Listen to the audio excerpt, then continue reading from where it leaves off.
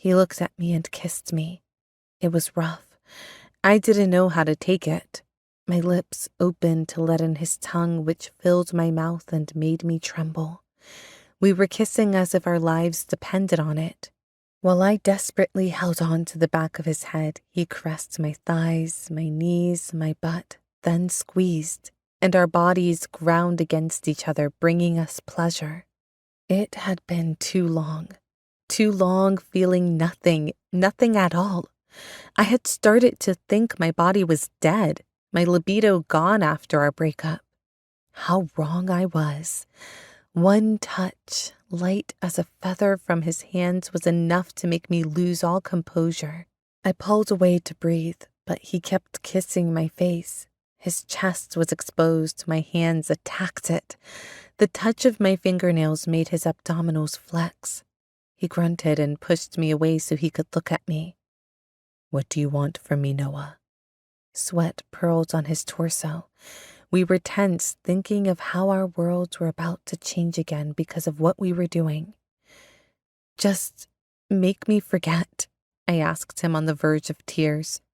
"For a few minutes, just pretend you've forgiven me." His chest was rising and falling. His breathing accelerated, but the tension in his hands vanished. I ran my fingers through his hair, forcing him to look at me and not past me. I came in to kiss him. The taste of him, it was like nothing else. Kissing him was what I had missed most. I was addicted to his kisses. I needed more. I needed to feel those lips all over. I needed him so badly it hurt.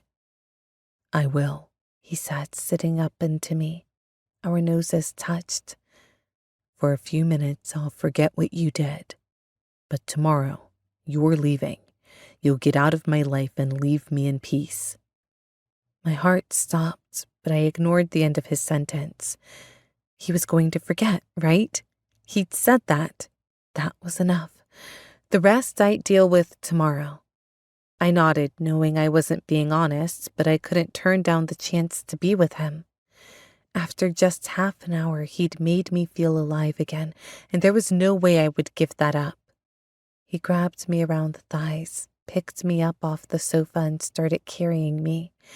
I hugged him and kissed him again.